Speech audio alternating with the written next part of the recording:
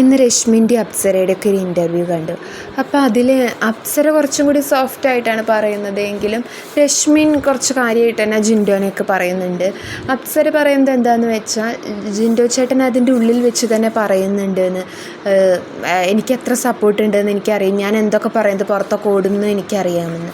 അങ്ങനെ പറയുന്നത് കൊണ്ട് ആൾക്ക് PR ഉണ്ട് എന്നാണ് അപ്സര പറയുന്നത്.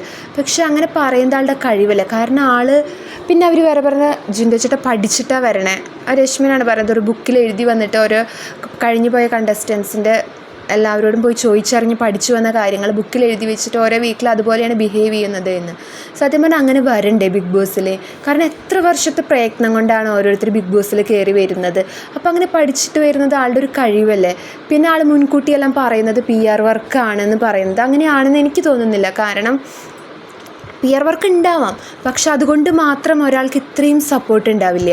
ജിൻഡോ ചേട്ടന് അത്യാവശ്യം സപ്പോർട്ടുണ്ട്, പക്ഷെ ആൾ ജയിക്കില്ല എന്നൊക്കെ സിബിൻ പറയുന്നുണ്ട്. പറയില്ല, നമുക്ക് നോക്കാം, വോട്ട് കൊടുക്കാൻ പറ്റും എന്നല്ലേ, അതല്ലേ നമുക്ക് ചെയ്യാൻ പറ്റും. അപ്പോൾ ജിൻഡോ ചേട്ടൻ്റെ കഴിവാണെന്നേ ഞാൻ പറയും. എല്ലാം PR എന്ന് പറയാൻ പറ്റില്ല.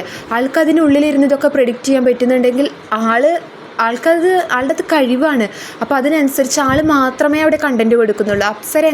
അപ്സര ഔട്ടാവേണ്ടിയിരുന്നുള്ള ആളല്ല എന്നെല്ലാവരും പറയുന്നുണ്ട് എന്ന് പറയുന്നു. പക്ഷെ ഞാൻ കണ്ട എല്ലാ അപ്സരയുടെ വീഡിയോൻ്റെ താഴെയും ഭയങ്കര നെഗറ്റീവ് കമൻറ്റാണ്. അപ്സരയ്ക്ക് അഹങ്കാരം കൂടുതലാണ്, അപ്സര അങ്ങനെയാണ്, അപ്സര ഇങ്ങനെയാണ്, അപ്സര എന്നേ ഔട്ടാവേണ്ടതാണ്. വളരെ കുറച്ച് പേരാണ് അപ്സര നന്നായി ഗെയിം കളിച്ചിരുന്നു എന്ന് പറയുന്നത്. രശ്മിനെ വളരെ മോശം കമൻറ്റ്സ് ആയിരുന്നു. തുടക്കം മുതലേ പവർ ടീമിലുള്ളത് കൊണ്ട് രക്ഷപ്പെട്ടിരുന്ന ഒരാളാണ് രശ്മിൻ. പിന്നെ മലയാളികളുടെ ഒരു സ്വഭാവം എന്താണെന്ന് വെച്ചാൽ നന്നായി കളിക്കുന്നവരെ അല്ല അവരകത്ത് നിർത്തുന്നത്. അവർക്ക് ഇഷ്ടമില്ലാത്ത ആളുകളെ അവർ പുറത്താക്കുകയാണ് ചെയ്യുന്നത്. ഇപ്പോൾ കളിക്കാത്ത അർജുൻ, ശ്രീതു, നോറ പിന്നെയും കളിക്കുന്നുണ്ട്, സായിയൊക്കെ വരെ അവിടെ നിൽക്കുന്നതിൻ്റെ കാരണം അവരെ പ്രേക്ഷകർക്ക് ഇഷ്ടമുണ്ടായിട്ടല്ല, അവരെക്കാൾ ഇഷ്ടപ്പെടാത്തവരെ അപ്സര, രശ്മിൻ, ഗബ്രി അവരൊക്കെ ഉണ്ടായിരുന്നത് കൊണ്ടാണ്. ഇപ്പോൾ ജാസ്മിനെ PR ഉണ്ടെന്ന് പറയുന്നുണ്ട്, പക്ഷേ എന്നിട്ട് പോലും ജാസ്മിന് നല്ല കമൻറ്റ്സ് വരുന്നുണ്ട്. ജാസ്മിൻ നന്നായി കളിക്കും, നന്നായി സംസാരിക്കും, എല്ലാം ചെയ്യുന്ന ആളാണ്.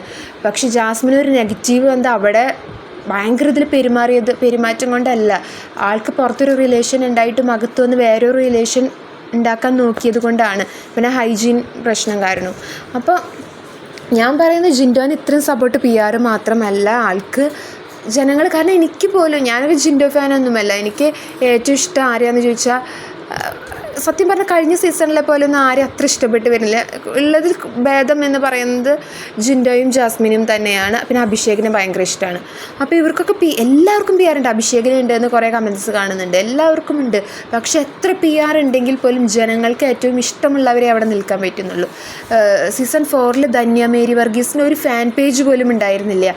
പക്ഷേ പുള്ളിക്കാരി ഫൈനലിലെത്തി. ലക്ഷ്മിപ്രിയ, പുള്ളിക്കാരിയുടെ നാക്കുകൊണ്ട് മാത്രം ഫൈനൽ 5-ലെത്തിയ ആളാണ് ലക്ഷ്മിപ്രിയ.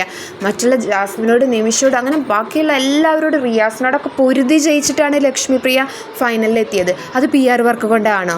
അപ്പോൾ അങ്ങനെ എല്ലാം PR വർക്ക് എന്ന് പറയാൻ പറ്റില്ല. ജിൻഡോ ചേട്ടൻ എന്ന് പറയാനുള്ള കാരണം അവിടെ വേറൊരാളും കണ്ടൻറ്റ് കൊടുക്കുന്നില്ല. ആളാണ് ബിഗ് ബോസിന് വേണ്ടി എന്തെങ്കിലുമൊക്കെ ചെയ്യുന്നത്.